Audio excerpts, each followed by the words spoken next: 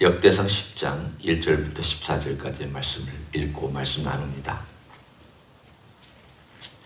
블레셋 사람들과 이스라엘이 싸우더니 이스라엘 사람들이 블레셋 사람들 앞에서 도망하다가 길보아 산에서 죽임을 당하여 엎드러지니라.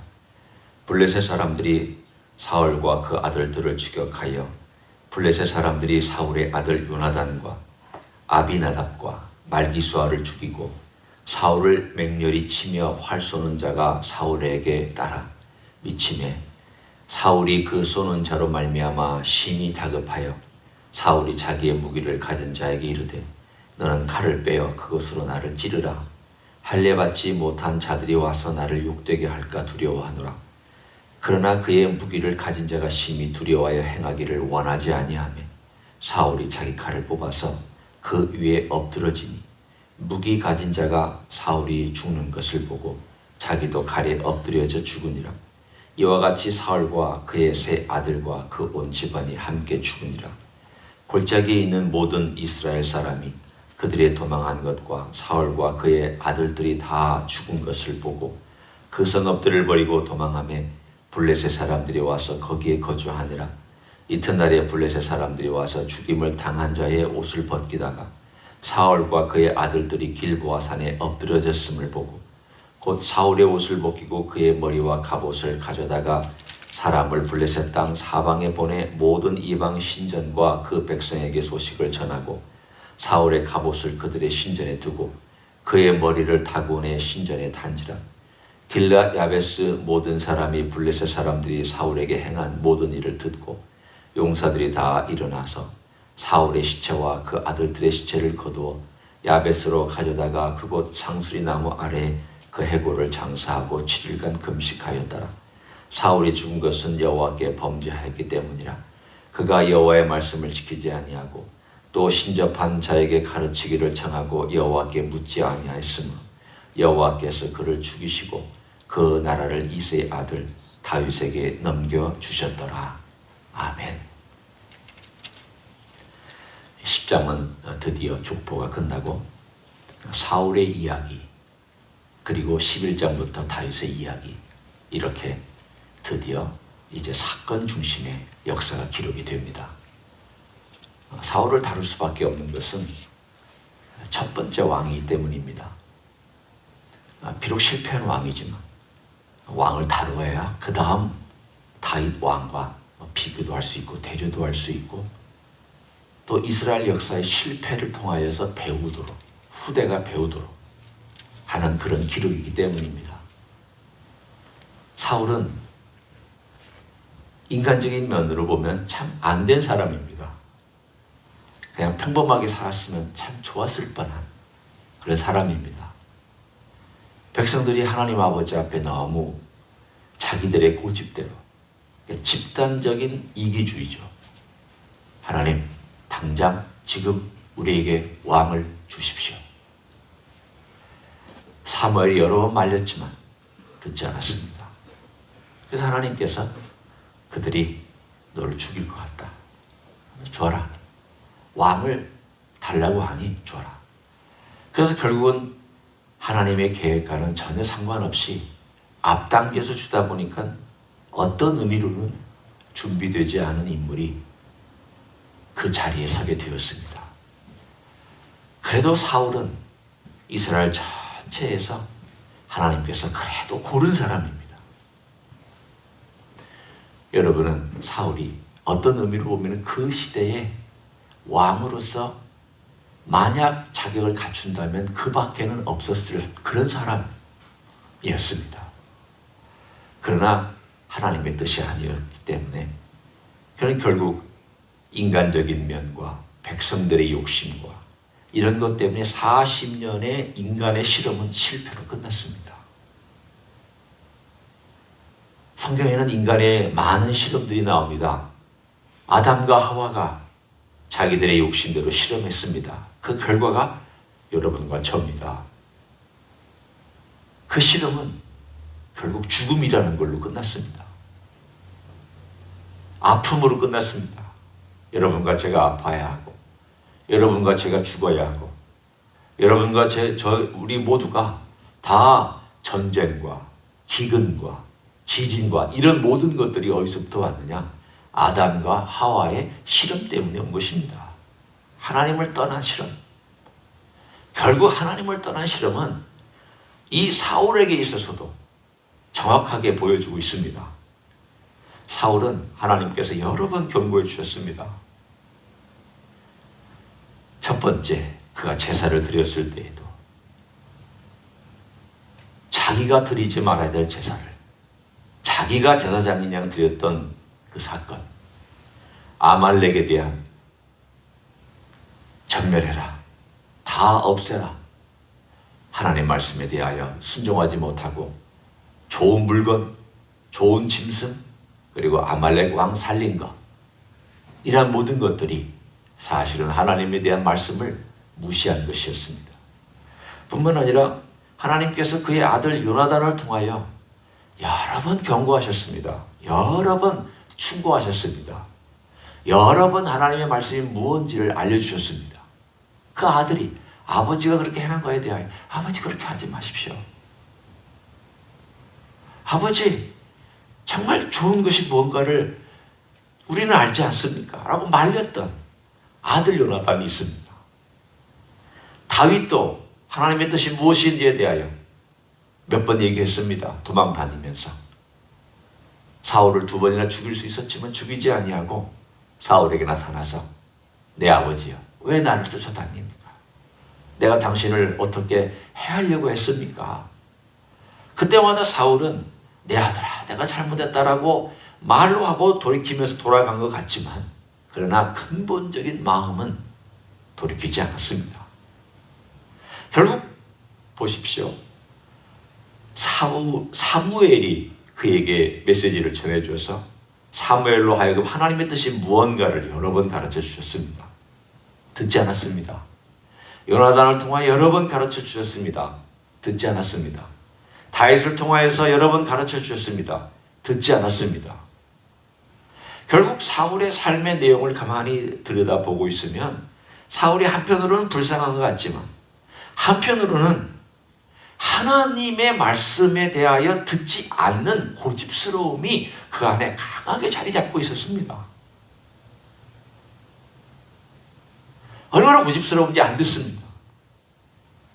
결국은 내 중심의 삶이 너무 강하게 들어박혀 있는 나머지 그는 하나님을 버린 사람입니다. 하나님을 배척한 사람입니다. 그래서 그 배척한 나머지 하나님께서 그를 떠났습니다. 떠나자 나중에 오늘 본문에 나와 있는 13절, 14절이 바로 그가 버림받은 이유에 대한 역대상하의 해석입니다. 역대상하를 쓴 이 저자가 성령의 감동으로 사울이 왜 버림받았느냐에 대한 이유를 2가지를 얘기해 줍니다. 그 2가지 이유를 이렇게 말씀합니다. 13절을 제가 다시 읽겠습니다. 사울이 죽은 것은 여호와께 범죄하였기 때문이라.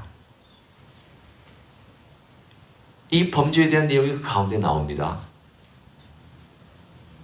우리가 행하는 범죄, 그럼 나도 범죄하면 이렇게 되나? 그것과 좀 다를 수 있는 그러한 층입니다. 레벨입니다. 그럼 어떤 범죄길래 하나님께서 그를 버리실 수밖에 없고 그렇게 됐을 수밖에 없을까? 죽일 수밖에 없었을까? 그 내용에 대해서 그가 여호와의 말씀을 지키지 아니하고 이 말 속에는 이런 뜻이 들어있습니다. 그가 계속해서 경고하시고 하나님께서 말씀하신 명령에 대하여 그는 고집스럽게 지키지 않았다는 뜻입니다. 만약 여호와의 말씀을 지키지 않은 것 때문에 다 죽임을 당해야 된다면 저와 여러분은 신적인 죽임을 당해야 될 사람이라고 할 수 있습니다. 우리도 여호와의 말씀을 안 들을 때가 많으니까. 그러나 여기서 지금 이 사울이 가지고 있는 태도는 여호와의 말씀에 대하여 거부하고 있는, 그래서 거부하는 태도가 처음부터 끝까지 그 거부하는 태도로 나아가고 있는 그의 삶의 태도와 삶의 모습에 대하여서 얘기하고 있습니다. 말씀을 계속 거부했다는 뜻입니다. 2번째는 또 신접한 자에게 가르치기를 청하고 여호와께 묻지 아니하였다. 이건 기도하지 않았다는 뜻입니다. 하나님을 찾지 않았다는 뜻입니다. 첫 번째가 말씀의 내용이라면 두 번째는 기도의 내용입니다. 하나님 말씀에 대하여 그가 받아들일 생각을 하지 않냐 고집스럽게 살아갔다는 것이 첫 번째라면, 두 번째는 하나님께 찾아와서 기도하지 않았다는 뜻입니다. 그의 삶이 기도하지 않았기 때문에 나중에 하나님이 떠난 다음에는 기도를 안 하는 게 아니라 기도를 못하는 상황이 되었습니다. 사울의 상황은 자기가 선택한 것입니다. 인생의 삶 가운데서 하나님의 역사와 하나님의 도도한 강물은 흘러가지만 하나님의 주권과 하나님의 섭리와 하나님의 역사는 분명히 강력하게 흘러갑니다. 그러나 그와 마찬가지로 이 강력한 하나님의 주권과 역사 안에서 인간이 어떤 선택을 하고 하나님의 말씀과 또 하나님을 찾는 일에 대하여 어떤 선택을 하느냐에 따라서 이런 결과를 맞이할 수 있습니다. 그러면 사울이 가지고 있는 이런 태도, 이런 것과 비교한 신약에서의 어떠한 케이스가 있습니까? 성경에 우리는 이렇게 찾아볼 수 있습니다. 오늘은 우리가 사울의 이야기니까 이 이야기와 함께 신약에서 다루고 있는 이와 비슷한, 저는 아마도 사울이 이런 케이스에 해당된다고 믿고 있지만 이와 비슷한 그러한 말씀을 한번 제가 찾아드리겠습니다. 요한일서 5장 16절에 보면 이런 말씀이 나옵니다. 누구든지 형제가 사망에 이르지 아니하는 죄에 범하는 것을 보거든 구하라. 그리하면 사망에 이르지 아니하는 범죄자들을 위하여 그에게 생명을 주시리라. 사망에 이르는 죄가 있으니 이에 관하여 나는 구하라 하지 않노라. 여기 보면 신약에서 사망에 이르는 죄가 있다라고 말씀하고 있습니다. 그런데 이 뭐라고 이 요한일서는 밝히지 않고 있습니다. 사망에 이르는 죄가 있다. 그러니까 어떤 대부분의 죄들은 사망에 이르지 아니한 죄다. 우리가 여기서 사망이라고 하는 것은 하나님과로부터 분리되는 그 사망을 말합니다. 그러니까 사망에 이르는 죄가 있고 사망에 이르지 않는 죄가 있는데, 사망에 이르지 않는 죄, 일반적인 죄들에 대하여서는 너희가 그 사람을 위해서 기도하고 구하고 그 사람을 거기서부터 끄집어내기 위해서 애써라. 그러나 사망에 이르는 죄를 짓고 있는 어떤 사람이 있다면 너 기도하지 않아도 괜찮다. 너 노력하지 않아도 괜찮다. 왜냐하면 그는 이미 버림받은 자기 때문이다. 라고 성경은 말씀하고 있습니다. 그러면 그 죄가 뭐냐에 대하여 그것에 대해서 힌트를 주는 본문이 바로 히브리서 6장의 말씀입니다. 히브리서 6장 이렇게 말씀합니다. 6장 4절에 한번 빛을 받고 하늘의 은사를 맛보고 성령에 참여한 바 되고 하나님의 선한 말씀과 내세의 능력을 맛보고도 타락한 자들은 다시 새롭게 하여 회개하게 할 수 없나니 이는 그들이 하나님의 아들을 다시 십자가에 못 박아 드러내놓고 욕되게 함이라. 오늘 4절, 5절, 6절 히브리서 6장 4절, 5절, 6절에 보면 5가지 조건이 나옵니다. 한번 빛을 받고 은사를 맛보고 성령에 참여한 바 되고 하나님의 선한 말씀과 내세의 능력을 맛보는 이 사람이 누굽니까? 이건 교회 다니는 사람 얘기하는 거 아닙니다. 진짜 크리스찬 얘기하는 겁니다. 안에 성령을 경험했습니다. 제가 처음부터 간단하게 한번 봅니다. 빛을 받았다. 하나님의 깨달음을 얻었다는 뜻입니다. 은사를 맛봤다. 하나님의 은혜를 체험했다는 뜻입니다. 여기서 은사는 이런 우리가 흔히 얘기하는 방언의 은사, 그 은사가 아니라 은혜를 얘기합니다. 또 성령에 참여하였다. 성령께서 직접 그 안에 들어오셨다는 뜻입니다. 하나님의 선한 말씀을 경험하고 그 말씀으로 은혜 받고 그 말씀을 체험하고 그 말씀에 묵상하고 그 말씀으로 걸어갔다는 뜻입니다. 내세의 능력, 하늘의 영광스러운 능력을 맛보아서 그 뜨거움도 경험해봤던 사람이라는 뜻입니다.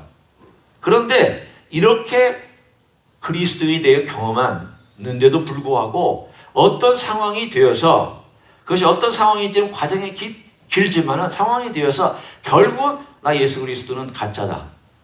예수 그리스도가 내 죄를 위해 돌아가신 거 나 못 믿겠다. 혹은 나 예수 그리스도 이제는 따라가지 않겠다. 그리고 나서는 완전히 예수를 배반하고 버린 그 경우에는 다시 돌이킬 수 없다. 이것은 사실은 다시 구원받지 못하는 그러한 죄라고 요한일서 5장 16절과 히브리서 6장은 우리들에게 말씀해 주고 있습니다. 믿는 자라도 배교하면 다시는 구원받지 못합니다. 이건 심각한 죄입니다. 따라서 이 죄는 많은 사람들이 걸리는 죄는 아닙니다. 약해서 넘어지는 것. 그 주님을 일부러 부인한 건 아닙니다. 의지를 가지고 부인한 건 아닙니다. 내가 가만히 생각해 보니까 내가 믿어왔던 예수는 가짜야. 내가 가만히 생각해 보니까 예수를 따라가는 것은 너무 힘들어. 그리고 예수는 나에게 좋은 걸 준다고 약속했는데 좋은 게 준 게 없어. 그거는 아무 의미가 없어. 그리고 세상으로 다시 완전히 돌아가는. 주님께서 비유로 말씀하시기를 돼지가 그 자리로 돌아간, 개가 다시 그 자리로 돌아간 바로 그 경우에는 오늘 우리가 본 사울이 이야기하고 비슷한 케이스라고 제가 말씀드리고 싶습니다. 오늘 우리의 삶 가운데서 사울은 참 불행한 사람입니다. 그런 점에서 우리는 사울을 보면서 이런 하나님 아버지 앞에 이런 교훈을 갖기를 원합니다. 그는 삶에서 하나님을 버렸습니다. 그가 버렸습니다.